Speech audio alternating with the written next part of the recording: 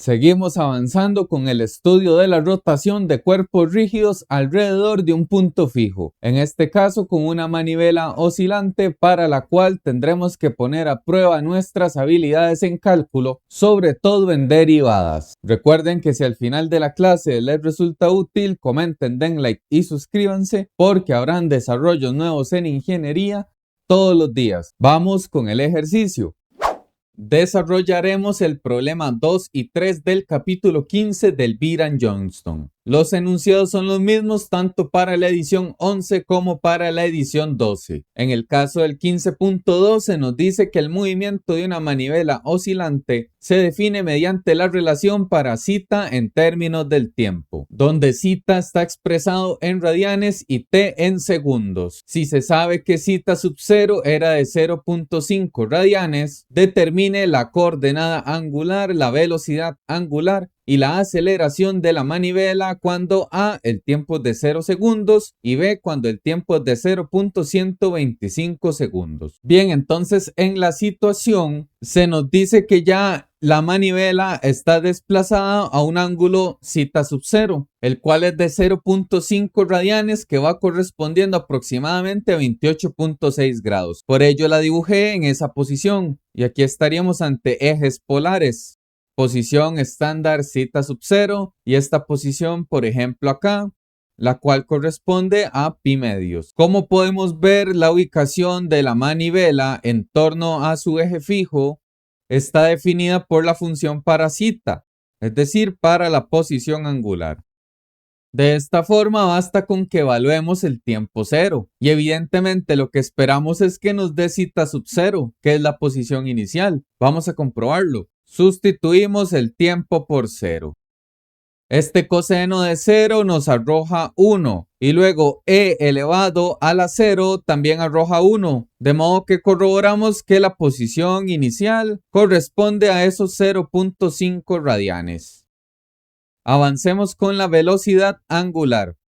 Nosotros sabemos que esta función está definida como la tasa de cambio de la posición angular en el tiempo, es decir, su primera derivada. De modo que es necesario que diferenciemos una vez esta expresión y vean que en esa relación tenemos una función dependiente de t y otra función, de modo que hay que aplicar regla del producto. Y nos conviene dejar por fuera un zeta sub 0 y entonces vamos derivando el primer término. Noten que por regla de la cadena aquí se va a producir un 3pi al derivar e a la menos 3pi-t. Así que escribámoslo directamente, menos 3pi y la derivada de e queda exactamente igual. Luego multiplicamos por el segundo sin derivar. Luego sumamos el primero sin derivar multiplicado por la derivada del segundo, que es la derivada de coseno. Notemos que por regla de la cadena en un momento se va a producir un 4pi, así que lo podemos dejar por delante. Y la derivada del coseno es menos seno, por ello le colocamos un menos. Y ahora vamos a simplificar la expresión. Veamos que los dos términos poseen pi y además el e a la menos 3pi-t. Por ello puede salir como factor común e incluso vamos a extraer el negativo. Y nos queda menos zeta sub 0 pi e a la menos 3pi-t y en el paréntesis 3 veces el coseno y 4 veces el seno. Y entonces ya podemos evaluar para el tiempo cero. Sustituimos la t por ese valor. Tendríamos menos 0.5 por pi. Aquí e a la 0 básicamente porque es e a la menos 3pi-t. Luego seguiría 3 veces el coseno de 0 también, más 4 veces el seno de 0. Y entonces el coseno de 0 arroja un 1, el seno de 0 se anula y e a la 0 también es 1. De modo que al operar nos queda una velocidad angular inicial de menos 3 medios de pi radianes por segundo. Y si lo trasladamos a notación decimal, es aproximadamente menos 4,71 radianes por segundo. Y así entonces ya sabemos que en ese momento inicial, dada la cantidad negativa, la manivela se iba a encontrar rotando en dirección horario. Ahora bien, avancemos con la aceleración angular. Para esta cantidad nosotros sabemos que corresponde a la derivada de la velocidad angular con respecto al tiempo, es decir, la segunda derivada de la posición. De este modo hay que derivar esta relación. Y vean que por ello yo extraje este factor común que representa una primera función, el e a la menos 3πt, y el paréntesis representa la segunda función, de forma que hay que aplicar regla del producto. Y entonces zeta sub 0 y pi son constantes, entonces las podemos extraer de una vez.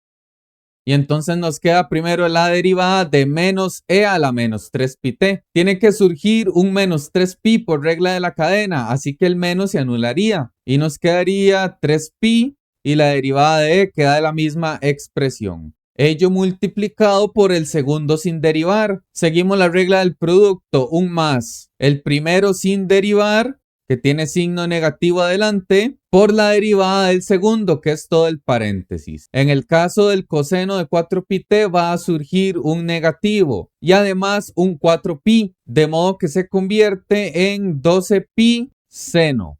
Y la derivada del 4 sen de pi va a surgir otro 4pi, entonces nos quedaría 16pi coseno de 4πt, que es la derivada del seno.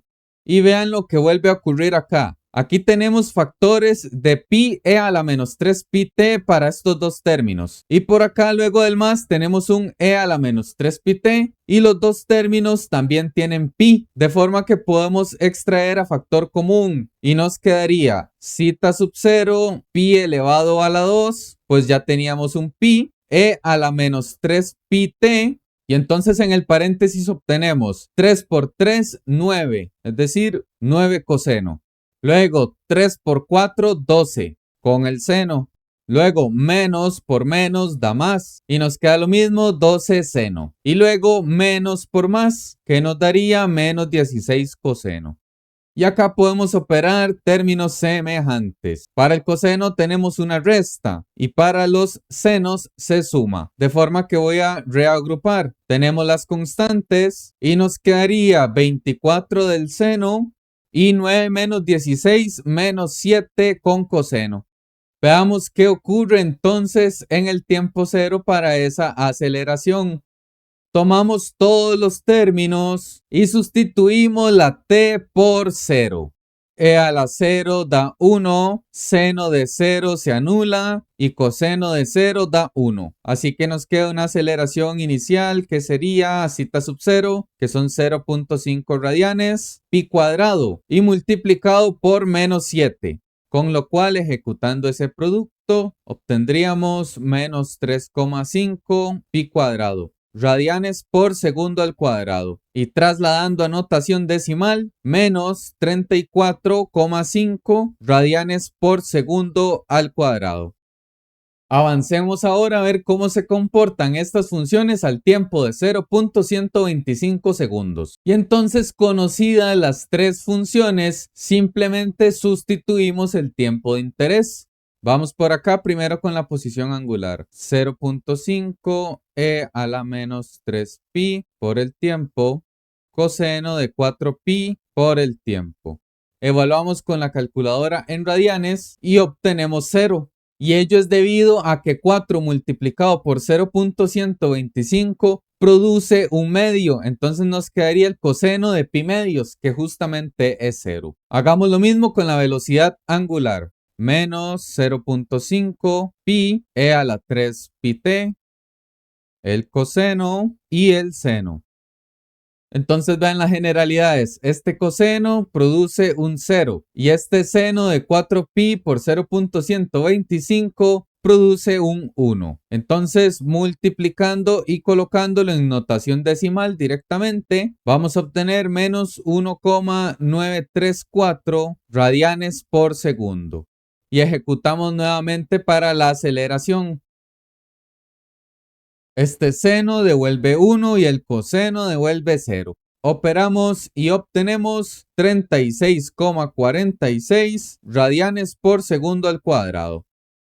Y entonces vean, a 0.125 segundos, la manivela iba en su posición 0. Se estaba moviendo en dirección horario. y ya tenía una aceleración angular positiva, por lo tanto iba a ir frenando su velocidad en dirección horaria, o más bien iba a ir a empezar a aumentar su velocidad en dirección antihorario. Y con esto está finalizado el 15.2. Avancemos al 15.3, que involucra el mismo sistema con otras funciones de rotación. Acá se nos dice que el movimiento de una manivela oscilante está definido por la relación para zeta en términos del tiempo, donde zeta está expresado en radianes y t en segundos. Si se sabe que zeta sub 0 es de 0.4 radianes, determine la coordenada angular, la velocidad angular y la aceleración angular de la manivela cuando el tiempo es de 0.125 segundos y cuando el tiempo es infinito. Bien, entonces operamos idéntico al caso anterior. Iniciamos con la posición angular. Tenemos la función y sustituimos el tiempo por 0.125. Evaluamos con la calculadora en radianes y obtenemos directamente 0.253 radianes. Avancemos con la velocidad angular, de modo que tendremos que derivar una vez la función de posición y nuevamente será necesario que apliquemos regla del producto. Zeta sub 0, que es la constante, la vamos a dejar por fuera y entonces derivamos la primera función. Vemos que de ello va a salir por regla de la cadena un menos 7 pi sextos, así que lo podemos multiplicar y la derivada de e es la misma cantidad. Luego se multiplica por el segundo sin derivar. Sumamos el primero sin derivar y multiplicamos por la derivada del segundo, que por regla de la cadena tiene que surgir un 4pi. Y la derivada del seno es coseno. Ahora vemos que en estos términos, tanto el pi como el e aparecen en todos los monomios, por lo tanto se puede extraer como factor común. Y nos queda zeta sub 0, pi, e. Y primero voy a colocar el positivo, que sería el coseno, que tiene un factor de 4 adelante. Luego restando tendríamos 7 sextos del seno. Y ya podemos evaluar el tiempo de interés del ítem A. Sustituimos t por 0.125. Nuevamente, el coseno de 4pi por 0.125 va a arrojar un 0 y el seno un 1. Y entonces, ejecutando los cálculos y productos, vamos a obtener en decimales menos 0,927 radianes por segundo. Y definamos ahora la función de aceleración. Es necesario que derivemos nuevamente. Entonces vamos a partir de esta relación. Voy a extraer a factor común zeta 0 y pi. Y la primera función por derivar va a ser esta. Y tendremos que aplicar regla del producto. Así que derivando extraemos esos factores. Y multiplicamos por la derivada de e a la menos 7 pi sextos t. Con lo cual surge un menos 7 pi sextos. Multiplicada por el e. Y multiplicado por el segundo sin derivar. Luego tendríamos más el primero sin derivar por la derivada del segundo. Veamos que en este 4 cos de pi t se va a producir un 4pi y la derivada del coseno es menos seno. Así que nos queda menos 16pi seno de 4pi t. Luego tendríamos negativo menos 7 sextos multiplicando 4pi, que va a salir por regla de la cadena, y multiplicando la derivada del seno, que es el coseno. Ahora, acá noten que todos los términos están siendo multiplicados por una vez pi y por el e a la menos 7 pi sextos. De forma que lo podemos extraer como factor y nos quedaría zeta sub 0 pi cuadrado y la e. Y en el paréntesis obtendríamos 7 sextos multiplicado por 4, lo cual es menos 14 tercios. Luego tendríamos menos 7 sextos por 7 sextos, lo cual da positivo 49/36 seno. Y luego acá tenemos el menos 16 seno y el 7 sextos por 4 coseno. Y podemos ir simplificando. Tenemos los términos de factor común y acá sería menos 14 tercios menos 14 tercios coseno, lo cual nos da menos 28 tercios. Luego 49/36 menos 16 y ello nos da menos 527 entre 36 con el seno. Y vean lo que voy a hacer. Ambos tienen negativo. Por lo tanto, lo vamos a extraer como factor común acá adelante. Y se convierte en las cantidades en positivas. Y así entonces ya tenemos la función de aceleración angular. Sustituyamos el tiempo de interés. El coseno arrojaba el 0 y el seno arrojaba el 1. Operamos y directamente en decimales obtenemos menos 36,55 radianes por segundo al cuadrado. Con ello está lista la parte A de este ejercicio. Veamos cómo se comportan las funciones en el tiempo infinito. Vamos a iniciar con el análisis de la posición.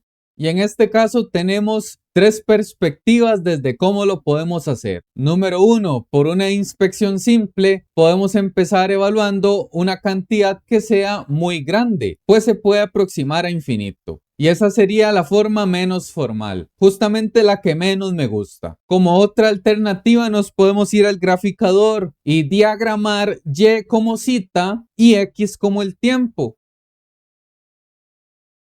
Al generar el gráfico, podemos ver que la función va a ir teniendo una asíntota horizontal con respecto al 0, de modo que en el tiempo infinito la posición angular va a ser 0. Sin embargo, en un examen o práctica no tenemos los recursos para graficar a mano, de modo que se hace necesario que lo hagamos por la tercera opción, que es con la formalidad matemática. Entonces vamos a comprobar con una operación que esa posición angular en el infinito vale 0. Y ello lo logramos estudiando cómo se comporta el límite cuando el tiempo tiende a infinito de nuestra función. Y acá lo primero que vamos a hacer para ese límite es extraer el zeta sub 0, que es una constante.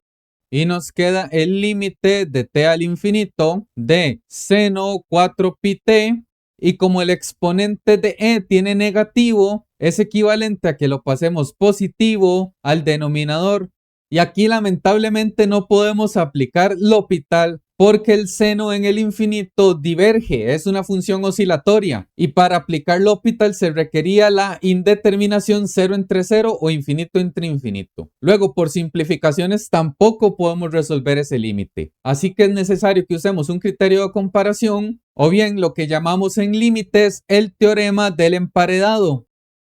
¿Qué nos dice este criterio? Bueno, si tenemos tres funciones, una g de x que es menor a una f de x, que a su vez es menor a una h de x, si el límite cuando x tiende a una cantidad a de la función g de x arroja un valor L y a su vez el límite cuando x tiende a de la función h de x arroja ese mismo valor L, pues bueno, ello va a implicar que a su vez el límite cuando x tiende a de la función intermedia, es decir, de f de x, también va a ser L. Por lo tanto, para aplicar ese teorema en nuestro límite, vamos a definir que la función f de t para nuestro caso es la relación que nos interesa. Y entonces tenemos que diseñar el criterio de g de x y de h de x. Y ello lo logramos muy sencillo. Nosotros sabemos que el seno es una función oscilatoria. De modo que si graficamos el seno de 4πt como 4πx, vamos a obtener una oscilación de menos 1 a 1. Entonces podemos definir que el seno está variando entre menos 1 y 1. Entonces vean que todas estas expresiones la podemos dividir entre el e a la 7 pi sextos. Y nos queda a la izquierda menos 1 entre la e. Ello tiene que ser menor o igual a todo el seno entre la e. Y a su vez menor o igual a 1 entre e. Y entonces vean acá. Estas dos funciones van a corresponder a la izquierda a la función g de t y a la derecha a la función h de t. Y ahora debemos estudiar cómo es el límite al infinito de esas dos relaciones. Primero, el límite de t cuando tiende al infinito para la función g de t nos va a arrojar menos 1 a la e a la infinito, lo cual sería menos 1 al infinito, que es constante entre infinito queda 0. Luego para el segundo límite es lo mismo. nos va a quedar como 1 entre e a la infinito. Y ello sería 1 entre infinito, que también da 0. Y entonces ya podemos tomar una conclusión importantísima. Por teorema o criterio del emparedado, como el límite de g de t y h de t fue el mismo, que fue 0, ello va a implicar que el límite cuando t tiende a infinito de la función de interés también será 0. Y entonces si regresamos a la dinámica, habíamos quedado con que la posición en el infinito era ese límite, con lo cual todo ello nos dio 0. Así que la posición angular, cuando el tiempo es extremadamente grande, vale 0. Veamos ahora qué sucede con la velocidad angular. Titulamos velocidad angular en el tiempo infinito. Partimos de la relación que ya tenemos y entonces nuevamente la velocidad angular en el infinito va a corresponder al límite cuando t tienda a esa cantidad. Voy a extraer las constantes, nos quedarían zeta sub 0 y pi, y voy a dividir estos términos en dos límites. Entonces nos quedaría primero un 4 multiplicado por el límite de t al infinito del coseno de 4 pi t dividido entre e. Y por acá menos 7 sextos del límite cuando t tiende a infinito del seno entre e. Y del caso anterior, por criterio del emparedado, ya obtuvimos que este límite vale 0. Así que todo ello se anula. Y para el límite con coseno va a suceder lo mismo. Vean que si ustedes emplean el criterio o teorema del emparedado, nuevamente se va a cumplir que la función coseno varía entre menos 1 y 1. Así que las funciones h de t y g de t son las mismas. Y se va a cumplir de nuevo que el límite para esas dos funciones es 0. Lo cual va a implicar entonces que el límite cuando t tienda al infinito de coseno entre e también será 0. Ello implica que todo este término también se anula. Y entonces, como resultado en la dinámica, la velocidad angular en el tiempo infinito también se aproxima a 0. Veamos finalmente qué sucede con la aceleración. De nuevo, hay que evaluar dos límites. Vean que con esta formulación se va a producir lo siguiente. Las constantes por fuera y primero nos queda 28 tercios del límite cuando t tiende al infinito del coseno entre la e. Y acá sumando 527 entre 36 límite de t al infinito del seno entre la e. Y ya ambos límites los determinamos. Los dos se hacen 0. De forma que la aceleración angular en el tiempo infinito también es 0. Y entonces un aprendizaje muy importante de este ejercicio. Siempre que queramos evaluar tiempos o posiciones al infinito, tendremos que resolver el límite. Y por supuesto no olviden reforzar las reglas de derivación. Y con este análisis y desarrollo, el ejercicio está finalizado. Comenten, den like y suscríbanse y nos vemos en la siguiente clase de cinemática de cuerpos rígidos. Gracias por su atención.